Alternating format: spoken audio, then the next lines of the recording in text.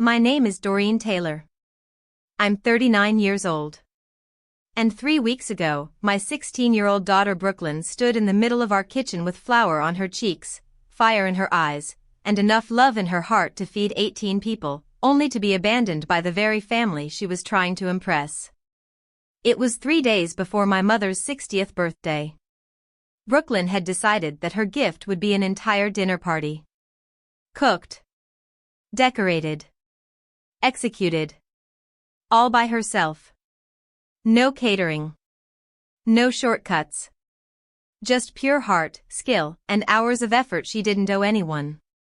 I still remember her voice when I asked if she needed help. No, this is Grandma's gift. I want to do it all myself. I should have known better. Should have stepped in. Because I knew exactly what my parents were like. They loved the performance of family. The photos, the toasts, the group selfies at holidays. But underneath? They were cold. Calculated. And judgmental in a way that scraped at your confidence like sandpaper, leaving just enough of you raw but presentable. I had lived through it. But I never thought they'd do it to Brooklyn. She started prepping 3 days in advance. Woke up at 5 a.m. sharp. Her phone alarm buzzed, and 30 seconds later, the kitchen sounded like a Michelin test lab, pans clattering, the sharp slice of a knife through fennel, and the hum of the blender spinning rosemary oil into smooth green silk. She researched every single family member's dietary needs. Vegetarian for Uncle Mark, gluten-free desserts for Aunt Claire, dairy-free mashed potatoes for my lactose-intolerant cousin Travis. She made personalized menus with small calligraphy cards folded beside each name.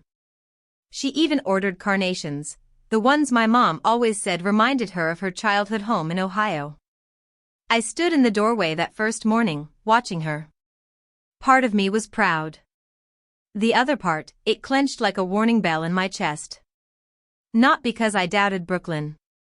But because I knew what my family could do to someone who wanted too badly to be seen. On the second day, I walked in to find her layering a cake. 3 tiers, chocolate, passion fruit, vanilla bourbon. All hand-baked. All scratch-made. Her hands were stained with chocolate, her cheeks pink from heat, and her voice still cheerful. I survived chem finals, Mom. This dinner's just the appetizer. She laughed. I smiled. But inside? A tight, sour feeling grew. Because no matter how brilliant Brooklyn's food turned out, no matter how beautiful the candles or thoughtful the menus, my family didn't always operate in logic. They operated in hierarchy. My sister Melinda had always been the golden child. The one with the medical degree, the perfect kids, and the ability to say cruel things in a voice that sounded like kindness. She once told Brooklyn her cookies were so adorable it's like they came out of a play kitchen. Brooklyn laughed it off. But I didn't forget. By the third day, the day of the party, I woke to the scent of roasted duck and apple glaze. I came downstairs and saw Brooklyn, dressed in a pale blue linen dress, white apron tied at her waist, and a checklist glowing on her phone screen. Each task had a box next to it, carefully color-coded. She looked like a general preparing for a banquet. She turned to me mid-stir and asked, "Is the pomegranate glaze too sharp?" Grandma likes bold flavors, but I don't want to overpower the duck. It's perfect, I said, even though my throat was tight. I forced a smile. She'll love it. I wanted to believe it. I really did. But the knot in my stomach said otherwise. And then it happened. At 4:10 p.m., just 50 minutes before the guests were meant to arrive, I got the message in the family group chat. Plans changed. Dinner at Leona's. Adults only. Don't bring Brooklyn. I froze. I blinked. I reread it 6 times. No explanation. No apology. Just a redirection of my daughter's 3-day masterpiece to nothing. I stared at the screen in disbelief. Then came the photos. Melinda in her red dress at the restaurant, glass of wine in hand, my mom seated happily between her grandkids, not Brooklyn, with a caption, "Leona's always nails the cod." I felt the blood drain from my face. That message wasn't a mistake. They had deliberately excluded her. They knew she was cooking. They knew she'd been planning every minute of this dinner. And still, they left her out. Should I start plating the appetizers? Brooklyn asked, placing yellow roses into a vase. I was thinking the beet salad first. I couldn't answer. And in that moment, she stepped forward, saw my phone, and read the message. I tried to pull it away. Too late. She stared. Her expression unreadable at first. Then her eyes moved to the photos. I'll never forget that shift in her face. It wasn't anger. Not exactly. It was the stillness of someone realizing they'd just been erased. She didn't scream. She didn't cry. She simply turned toward the 3-layer cake, opened the box with the knife, and stood in silence. I stepped in. Wait, I whispered. If they're not going to eat it, someone else will. Brooklyn looked at me. Like who? You want to invite the neighbors? Yes, I said. She stared. Like I had gone mad. But I wasn't going to let her destroy the proof of her effort. Not for people who couldn't be bothered to send a text. Then came the second blow. A notification from my bank. Charge at Leona's, $1,278.40. Card ending in 5521. My business card. The one I only used for shop expenses. A sub-account. One that my mother had memorized last year when we all had dinner together and she insisted on handling the check. They not only abandoned my daughter, they used our money to celebrate her absence. I stood still by the back door, holding the phone like it was burning a hole in my palm. Behind me, Brooklyn was silently packing each dish into storage containers, sealing away her pride one plastic lid at a time. I wanted to scream. Instead, I called my father. He answered in 2 rings. Dinner was fantastic, Paige. You really should try the cod. You used my card. He hesitated. Well, your mom said she'd pay you back. Don't overreact. Don't overreact? I whispered. You left Brooklyn after she cooked for 3 days. Took Melinda's kids. Told us not to come. And then charged it to my account. He was silent. I didn't give him time to respond. I hung up. And turned to Brooklyn. We're not letting this end in silence. She looked at me, wide-eyed. What did you do? I started doing the right thing. And now? I need your help. Brooklyn didn't ask for details. She didn't roll her eyes or call it hopeless. She just looked at me for a long moment, then nodded. A small, weary nod. Like she was too tired to believe, but not yet broken enough to stop trying. I grabbed my phone and started scrolling through my contacts. Not family, they were off the table. I needed people with hearts. People who remembered kindness. People who had seen Brooklyn not as a kid, but as a force of talent. First was Thomas, my old college friend turned local pastor. He was the one who always complimented Brooklyn's dishes at summer camp and once said her mushroom stew could convert a carnivore. I didn't even get through the full explanation.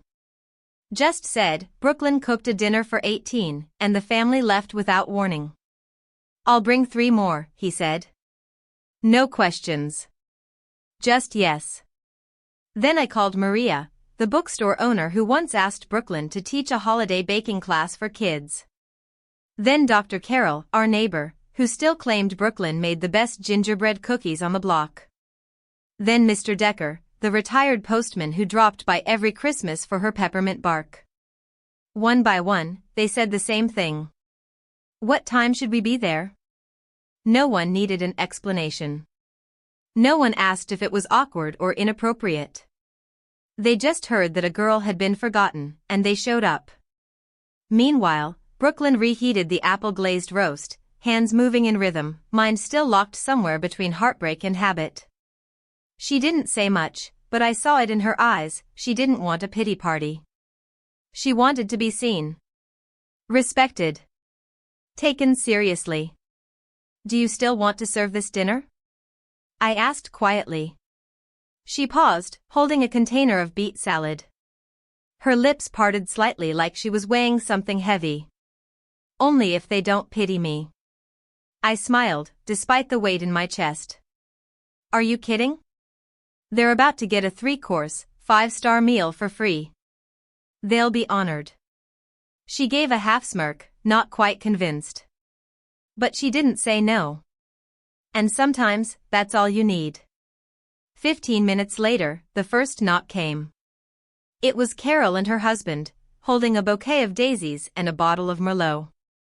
Next, the Thompson sisters from down the street, Donna and Jeanette, showed up with trays of garlic bread and lemon bars, whispering to each other like teenagers sneaking into a secret club. Then came the steady stream of cars. Jason from the lumberyard. Miss Darcy from Brooklyn's middle school. Even Mr. Conway from the library, who I hadn't seen leave his house since last winter, shuffled in with a thermos of coffee and a knitted scarf wrapped twice around his neck. Within half an hour, our quiet home turned into a buzz of warm conversation and clinking silverware. The dining room, once set for 18 strangers, now hosted a table full of real guests. The kind who asked Brooklyn about her inspiration for the glaze, who took photos of their plates before eating, who said things like "this is art" and meant it. I stood to the side as my daughter stepped into the spotlight without even trying. She moved between the tables, explaining dishes, serving portions, offering extra sauce. Her cheeks flushed, her smile shy but real. Then the unexpected happened. The doorbell rang again. I thought it might be a neighbor we forgot to invite. But when I opened the door, there stood a woman in a tan trench coat, holding a camera and a leather-bound notebook. "Hi, I'm Grace Reynolds. I'm a columnist for Local Bites Weekly. A friend texted me about tonight's dinner. Said a 16-year-old chef got ghosted by her own family." I blinked. "You came here?" "I was nearby," she said, stepping in gently. "Mind if I ask a few questions?" Behind me, Brooklyn stood at the far end of the dining room, wiping her hands on her apron. When Grace caught sight of her, something softened in her face. Not pity. Something closer to respect. She approached with care, not crowding her, just observing. "Did you plan this menu?" Brooklyn nodded slowly. "All of it. Decor too." Grace raised her camera, but didn't snap just yet. "May I?" Brooklyn hesitated, then looked to me. I nodded once. This was her story. Grace spent the next half hour tasting each course, scribbling in her notebook, occasionally freezing mid-bite like something had hit her emotionally. When the cake came out, the one Brooklyn nearly tossed in the trash, Grace asked in a quiet voice, "You made this?" "Yes," Brooklyn said. 3 layers. Grandma said bourbon vanilla reminded her of Vermont in autumn. Grace blinked. "May I write about this?" Brooklyn turned to me again. This time, I didn't speak. I just reached over and held her hand. And Brooklyn answered herself. "If you tell the truth about what happened, then yes. Please write it." By midnight, the guests had all left, full of food and full of something more, connection. The kind that binds people not by blood, but by shared humanity. I tucked a blanket around Brooklyn on the couch. She was still awake, eyes wide open, cocoa mug half empty in her lap. At 1 a.m., my phone buzzed. A new email. Subject line, "The teen chef her family forgot, and the dinner that woke up a whole neighborhood." Author, Grace Reynolds. Local Bites Weekly. The article didn't name names. But it told the truth. Brooklyn Taylor, age 16. A 3-day menu. A forgotten birthday. A girl erased by those who should have championed her. The article made one thing clear: this wasn't about revenge. It was about resilience. That night, Brooklyn fell asleep holding her recipe notebook like it was a shield. Her expression soft, finally at rest. The next morning, my phone exploded. Invitations. Comments. Messages from chefs, bloggers, even a culinary school in Napa Valley asking to talk. And one message stood out more than the rest. If any restaurant overlooks this girl in the future, they're missing out on a real gem. I turned to Brooklyn, still asleep on the kitchen bench, her hand curled around her notebook. And I whispered, "You sparked the fire. Now it's time to keep it burning." By the time Brooklyn opened her eyes the next morning, the world had already changed. She sat up slowly on the kitchen bench, her curls flattened on one side, her apron still folded neatly beside her. I handed her the phone and watched as she read through the flood of messages and emails. Her eyes widened with each new one. A small catering company in Portland asking if she'd be interested in a trial event. A food blogger offering to feature her on their Young Talent series. A Michelin-starred chef from Napa commenting on the article, asking, "Where can I taste her duck confit?" But the message that made her hand tremble slightly came in the form of an official letter, attached as a PDF. Napa Culinary Institute. Subject, invitation to apply, Youth Summer Kitchen Fellowship. She clicked it open, and I watched her eyes scan the screen as if she didn't trust her own vision.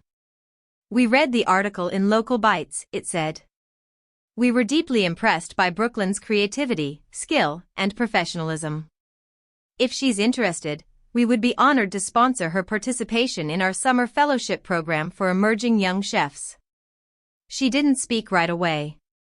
Just stared. Like she was afraid it would disappear if she blinked. Finally, she whispered, "Do you think I could say yes?" "You don't just say yes," I told her, placing a hand on her shoulder. "You pack your bags and make room for the life that's waiting." She smiled, and this time, it wasn't hesitant. It wasn't soft. It was joy, clear, bright, and undeniable. It felt like breathing after a long time underwater. That week, the energy in the house shifted completely. Brooklyn's phone became a buzzing hive of requests, questions, and compliments. But what moved me more was what she did with it. She didn't brag. She didn't lash out at our family. She started a blog. At first, it was just photos. Her plating. Her handwritten notes. Her color-coded prep lists. But then the comments came, parents asking for kid-friendly recipes, students wanting to know how she timed her courses, grandmothers curious about how she folded her napkins into swans. Her blog started gaining traction faster than I expected. By the second week, she was already being invited to collaborate on a fundraiser for a local youth shelter. And every time someone placed an order, whether it was a caramel tart for a birthday or a beet salad for a brunch, she went right back into the kitchen like nothing had ever knocked her down. But despite everything, despite the applause, the attention, the messages, I still hadn't heard a single word from my parents. Not a call. Not a text. Not even a shallow apology. Then came Saturday morning. I was on the porch trimming the dying lavender when the pounding started on the front door. Not a knock. A demand. I walked to the front door, and the moment I opened it, I saw their faces. My mother, Carolyn, arms folded, lips tight, standing like she was auditioning for the role of a betrayed queen. My father, Martin, next to her, scowling in his cable-knit sweater. And behind them, of course, stood Melinda, designer purse in one hand, sunglasses pushed onto her head like a headband crown.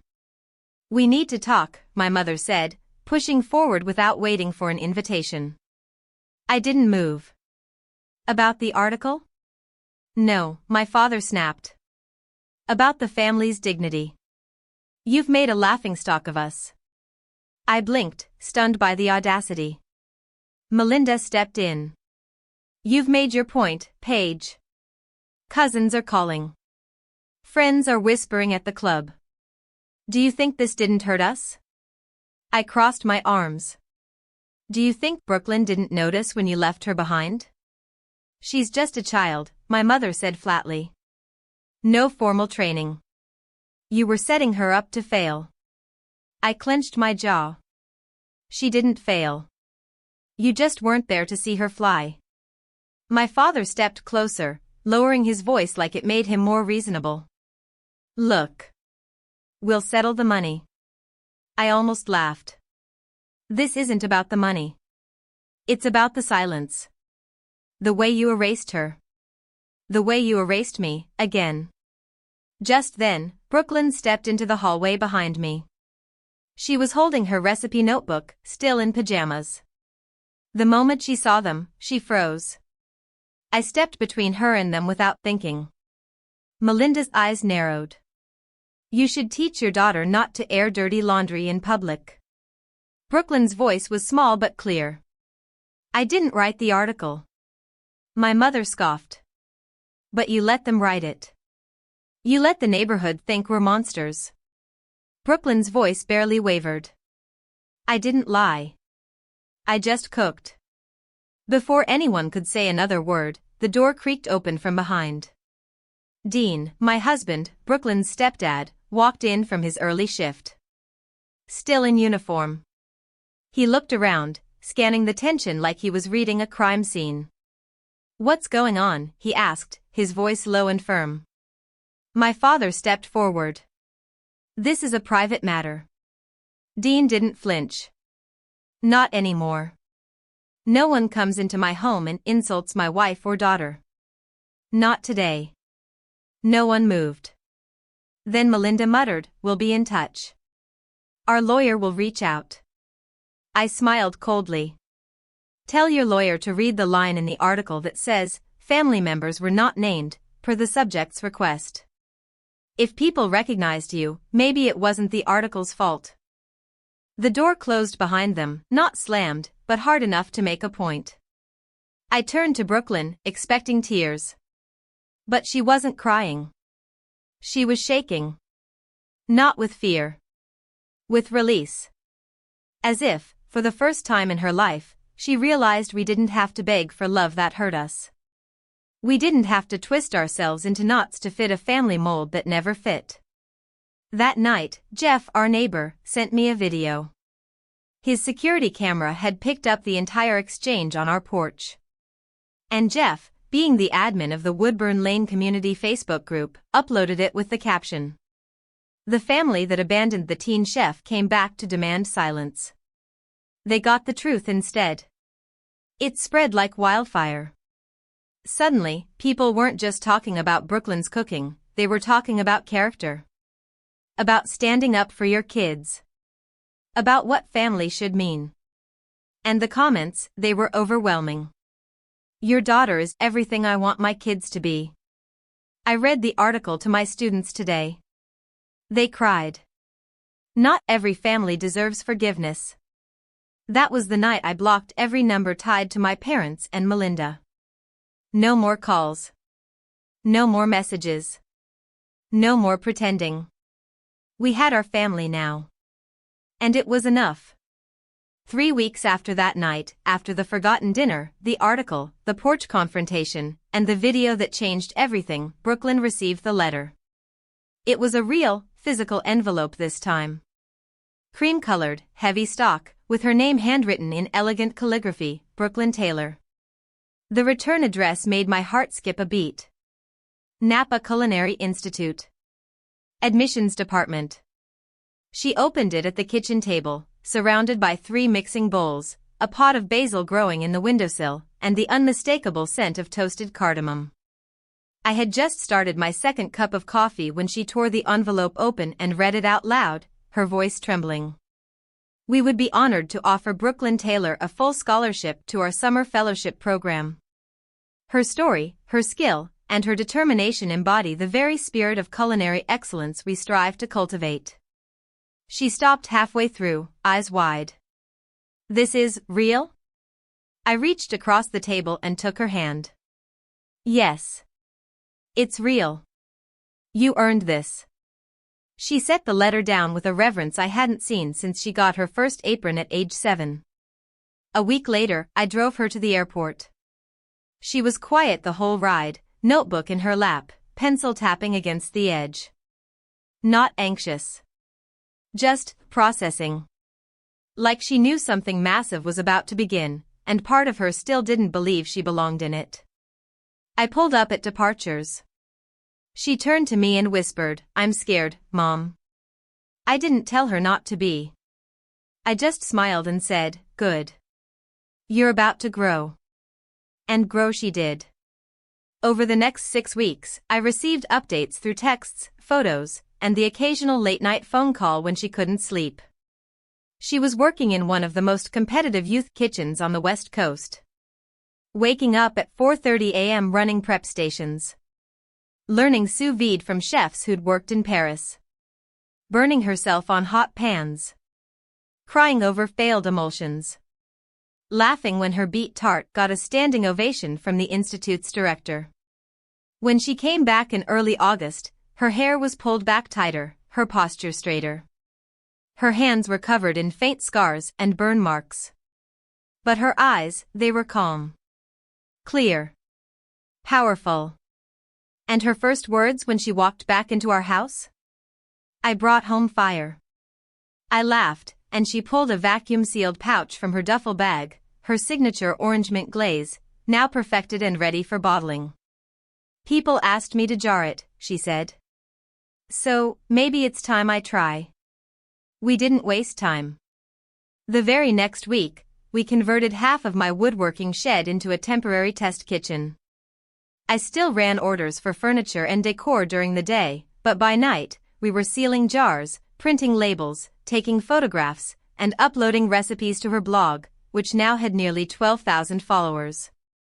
Orders came pouring in. The glaze. Her caramel spice rub. Even jars of her signature fennel chutney.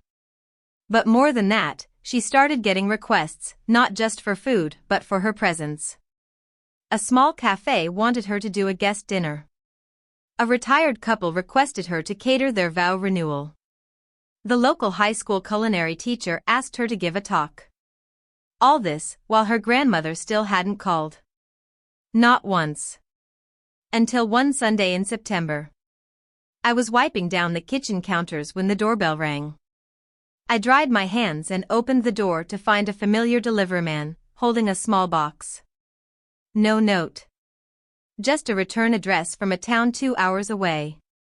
I knew who it was from. I didn't need confirmation. Brooklyn opened it. Inside, a copy of Martha Stewart's complete cookbook and a handwritten card that said, "Hope you've learned how to cook like an adult now. Love, Grandma." Brooklyn stared at it for a long time. Then she picked up the card and read it again. I waited. I thought maybe she'd cry. Or throw the book in the trash. Instead, she placed it back in the box, closed it, and quietly said, "Let's donate it." I felt something shift in me. This wasn't just maturity. This was power. She no longer needed their validation. She'd fed people who had never once belittled her. And those were the people who now lined up outside our door, holding handwritten order slips and mason jars to refill. One afternoon in late September, I watched her bake a rosemary chocolate torte for Mr. Decker's birthday. It was the same man who'd shown up that night with nothing but a domino set and a craving for connection. He now ordered full lunches from Brooklyn every 2 weeks, for himself and his retired friends. He once told me, "Your girl's food doesn't just taste good. It remembers people." And that's exactly what her food did. It remembered those who were overlooked. It honored effort. It made strangers feel seen. Then came the invite. A local food competition, Taste of the Valley, reached out and asked Brooklyn to enter as the rising youth entry. Only 10 spots were offered citywide. They'd read the article, heard about her pop-up dinners, and wanted to see her work live. She hesitated. "It's competitive, Mom. I've never cooked under that kind of pressure." I raised an eyebrow. "Did you forget about the night you plated for 18 people after being abandoned?" She grinned. "Touché. Brooklyn entered. She didn't win, but she placed second. Out of 72 contestants, including trained adult chefs. Her duck confit with lavender lime glaze was so memorable that one of the judges, a restaurant owner, invited her to do a guest dinner the following month. I couldn't keep up. But neither could the people who once ignored her. Because Brooklyn didn't just grow. She bloomed in the exact spot they tried to dig a hole in. We didn't bring it up anymore. The dinner. The article. The confrontation. The cookbook in the mail. But it lingered in her food, her grace, her focus. She didn't shout. She didn't name names. She just kept cooking. Until one evening in October, as the sun dipped behind our garden and cast golden streaks across the porch, Brooklyn turned to me and asked, "Do you think they'll ever apologize?" I was quiet for a long time. Then I said, "Maybe. Maybe not. But you didn't need it to become who you are." And she nodded. She knew. That night, we didn't celebrate anything in particular. No cake.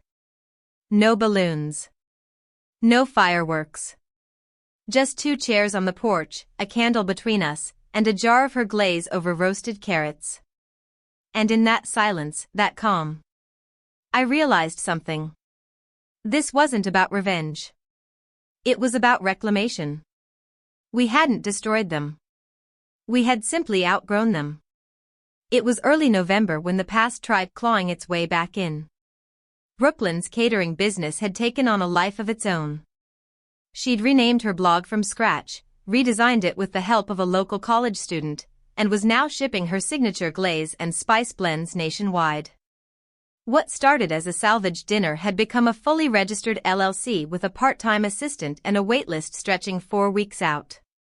The story of the teen chef whose family abandoned her still lingered in quiet conversations across town, but these days, Brooklyn was known for her craft, not her past. Until an unexpected email landed in my inbox. Subject: Urgent, family mediation request. Attached was a message from a law firm in the neighboring town. Apparently, my mother and sister had filed a defamation complaint citing emotional distress due to public perception caused by a misleading story circulated in local media. Their proposed resolution? A meeting. In person. With a mediator. I stared at the email for a long time, rage simmering beneath my skin. They still didn't get it.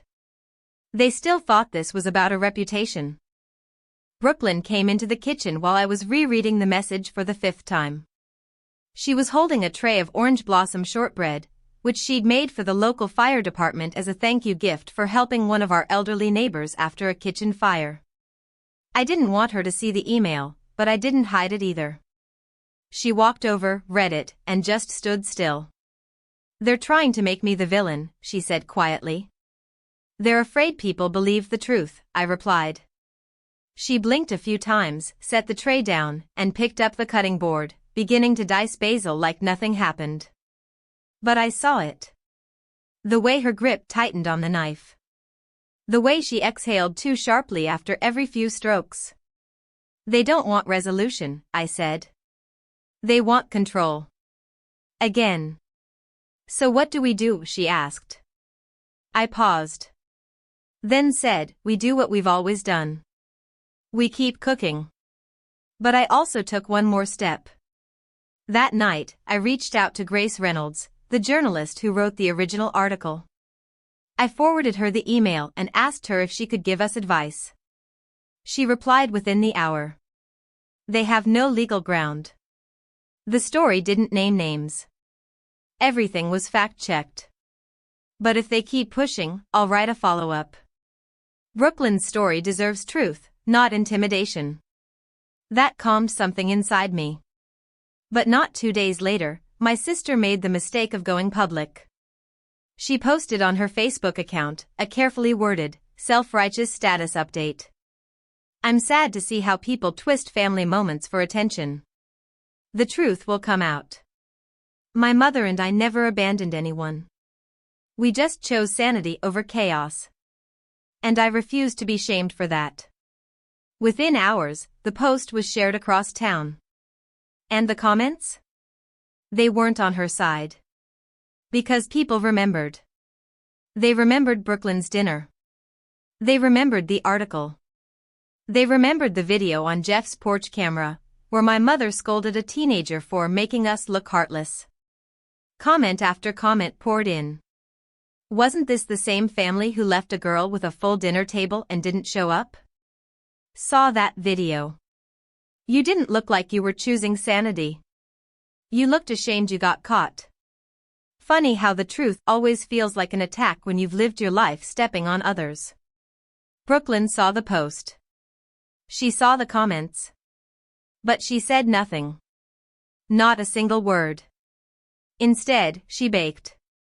She spent that entire day making her autumn rosemary tart, testing out a version that used pear instead of apple. I sat with her in silence, watching her fold the pastry dough with slow, deliberate motions. Finally, she looked at me and said, "I know what I want to do." The next morning, Brooklyn announced on her blog that she would be hosting her first public pop-up tasting event. The concept was simple, a 5-course seasonal tasting, served in our converted backyard greenhouse, open to 20 guests, with all proceeds donated to the local youth center for aspiring culinary students. It sold out in 3 hours. On the night of the event, our backyard sparkled with fairy lights, the greenhouse glowing like a lantern against the fall dusk. Guests filed in, warmly dressed, clutching handwritten tickets and smiling as if they were entering something sacred. Brooklyn didn't just cook. She orchestrated. The appetizer was a roasted parsnip bisque with sage oil drizzle. The second course, maple glazed carrots over farro risotto. Then came the seared duck breast, her signature, with a lavender reduction so delicate it silenced the entire room with a single bite. She moved between tables like she'd been doing this for years. When dessert arrived, a thyme-infused creme brulee with a brittle sugar top you could hear crack in every corner, people actually stood up and clapped. At the end of the night, a woman came up to me with tears in her eyes. I don't know what she went through. But whatever it was, thank you for raising her like this. Her food healed something in me.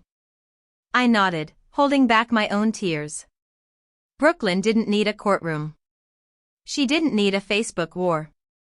She had already won. By the end of the month, she had offers from 3 restaurants for internship rotations, 2 local businesses requesting her spice blends wholesale, and a standing invitation to host seasonal pop-up dinners. And as for the lawsuit? It never materialized. The law firm quietly dropped the complaint, probably after reading the backlash on Melinda's post. The silence that followed was thick with defeat. No apology. No retraction. But Brooklyn didn't care. Because each time she opened another order request, each time someone tagged her in a photo holding her glaze or baking one of her blog recipes, she reclaimed another inch of herself. This wasn't revenge. It was vindication. We didn't burn bridges. We built our own house. By winter, the greenhouse that once housed herbs and tomatoes now doubled as Brooklyn's event space. Snow lined the corners of the window panes, and inside, warm amber light flickered from dozens of candles set along reclaimed wood tables. The nights had grown longer, but somehow, our lives felt brighter. Every Friday, Brooklyn hosted a supper club, 12 guests, 5 courses, 1 theme. Word spread so fast we had to create a waiting list just to manage the demand. She called it the table that remembers. Because that's what this was really about. Remembering what mattered. Brooklyn didn't serve guests for profit alone. She served teachers who once stayed late to tutor her after class, retirees who lived alone and missed being around family, single mothers who spent more time feeding others than feeding themselves. Each week, a different group came. Each week, I watched her step further into the role life had carved for her, not as the girl who was abandoned, but as the young woman who refused to let that define her. Then, just before Christmas, the letter came. This one wasn't from a restaurant, or a supplier, or an old friend. It was handwritten. From my mother. There was no return address. No call ahead. Just a pale gray envelope with my name written on the front like we still sent holiday cards. I opened it on the porch alone. Doreen. I've had time to reflect. I'm not good at saying sorry the way people want me to. I did what I thought was best, and maybe that hurt you. I can't change the past, but I miss you.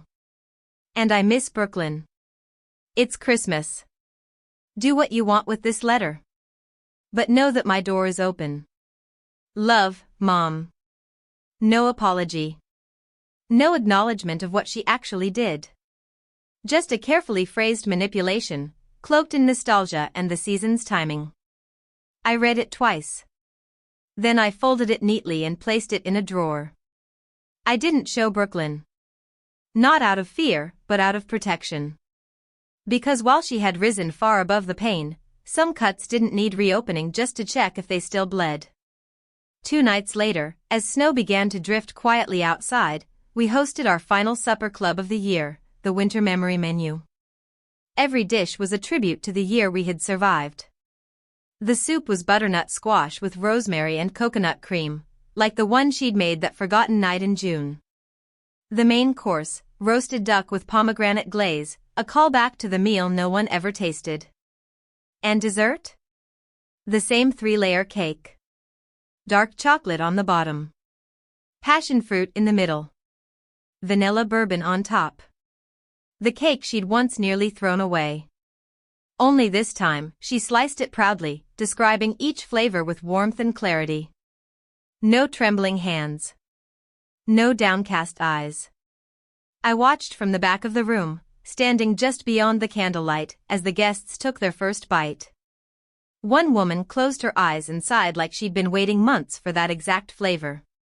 A man patted his chest like he'd just remembered his grandmother's Sunday kitchen. And Brooklyn, she just smiled. Not for praise. Not for validation. But because she had given a piece of herself that no one could take away this time. After the guests left and the dishes were done, she joined me on the porch, wrapped in a blanket, still wearing her apron. The snow had stopped falling, and the night was painfully quiet. She looked up at the sky and asked, "Do you ever miss them?" I didn't lie. Sometimes. But mostly, I miss who I wish they could have been. She nodded. Me too. Then she reached into her apron pocket and pulled out a folded note. I saw the letter, she said, her voice calm. I know you were going to protect me from it. But it's okay. I read it already. I sighed, unsure what to say. I didn't respond, she added. Because I don't want to walk through a door that still doesn't see me. That one sentence carried all the weight, and all the wisdom, of someone far older than 16. We sat in silence after that. No more words. Just the crunch of distant footsteps in the snow, a dog barking a few streets over, and the deep, powerful knowing that this life, this path, we built it ourselves. From nothing but ash, flour, and fire. And it was enough. Later that night, Dean hung new shelves in Brooklyn's test kitchen to hold her growing collection of spices and tools. I rearranged her drying herbs above the window. It felt like preparing for something big. Because it was. The very next morning, we received a message from The Hearth, a well-known culinary collective that trained and featured young chefs across the country. They had read about her in local bites, followed her blog, and seen video snippets from her events circulating online. They were inviting Brooklyn to be one of 5 featured chefs for a national tasting tour next spring. The tour would take her from Seattle to Chicago to Atlanta. Each city. A new menu. A new chance. I read the message out loud, and for once, she didn't freeze or second guess. She looked at me with clear eyes and said, "Let's do it." No hesitation. No fear.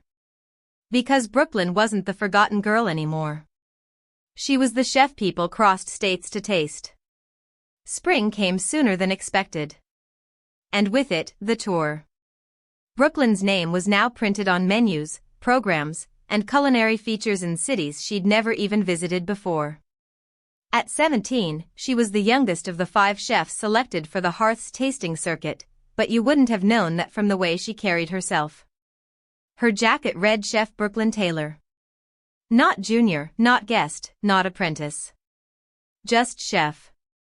I traveled with her on the first 2 stops, Seattle and Denver, because I couldn't let her walk into those kitchens alone, not after everything she'd overcome. But I quickly realized she didn't need me in the way she once did. Brooklyn had grown into her own presence. In Seattle, her citrus-glazed base with toasted fennel earned a standing ovation from a crowd that included Michelin reviewers. In Denver, her deconstructed bourbon tart was the subject of a full-page spread in The Plate, a nationally circulated culinary magazine. By the time we reached Atlanta, people weren't asking why a teenage girl was cooking, they were asking how they could book her next. And through it all, she never once mentioned the dinner that started it all. Not to the press. Not to the guests. Not even to the other chefs. Because Brooklyn wasn't trying to rewrite the past anymore. She was building something that made it irrelevant. After the tour, we flew home. She slept the entire flight, head on my shoulder, her recipe notebook still clutched in her hands. Back home, things had settled into a different kind of rhythm. Orders still came in, her blog continued to grow, and her test kitchen now had a wait list for hands-on culinary classes she hosted once a month. Local TV stations asked for interviews. A publishing house sent a tentative offer for a cookbook. She took it all in stride. But there was one more unexpected moment we hadn't planned for. It happened one afternoon in June, almost a full year since the forgotten birthday dinner. We were walking through the farmer's market, picking up lemons and fresh thyme, when we saw them. My mother. My father. And Melinda. They were standing by the flower stall, making small talk with the vendor, acting like nothing had happened, as if the past year had been a shared fever dream. I felt my entire body tighten. Brooklyn froze, her hand gripping the tote bag just a little harder. Melinda noticed us first. Her eyes widened, then narrowed, as if bracing for a storm she thought was long gone. My mother turned next. She smiled. Not warmly. Just politely. Like a stranger trying to pretend they recognized your face. I prepared to walk away. But Brooklyn didn't. She stepped forward. Not close enough to talk. But close enough to be seen. And then she did something I didn't expect. She smiled. A small, gracious, completely unbothered smile. Then she turned back to me and said, loud enough for them to hear, "Let's get the lavender honey, Mom. It's the finishing touch." And we walked away. We didn't look back. We didn't need to. Because that moment, simple as it was, held more power than any confrontation ever could. Brooklyn had grown beyond them. They couldn't hurt her anymore. And their approval? She no longer needed it, not in her heart, not in her craft, and not in the life she was building one course at a time. That night, we had dinner on the porch, just the 3 of us, me, Brooklyn, and Dean. She'd made grilled peach salad with mint lime vinaigrette, roasted lamb with lemon and rosemary, and for dessert, a pear tart with cardamom cream. As we ate, she asked quietly, "Do you think I'll ever forget that day?" I looked at her. "No," I said. "But I think you'll keep proving it didn't define you." She nodded, then lifted her glass of sparkling lemonade. To the people who showed up. We clinked our glasses together. To the people who stayed. And in that moment, the pain of the past no longer felt heavy. It just felt like a path we'd walked through. One that had led us here, to a new kind of family, a new kind of legacy, and a daughter who had not only survived abandonment, but turned it into a feast the world wouldn't forget. This wasn't a story of revenge. It was a story of resilience. Of fire, flour, and finding your worth in the face of silence. Brooklyn didn't cook to prove her family wrong anymore. She cooked to feed people who saw her. And me? I found my voice again in defending hers. We didn't win by tearing anyone down. We won by rising. There are wounds no apology can undo. But there's healing in creating a life where those apologies are no longer needed. If this story touched you, let us know in the comments. What did you think of how Brooklyn rose from the ashes of betrayal? Have you ever had to walk away from the people who were supposed to love you most? Subscribe to Revenge Echoes for more powerful, real-life inspired stories that speak louder than revenge, and remind us that sometimes, the best response is becoming who they never believed you could be.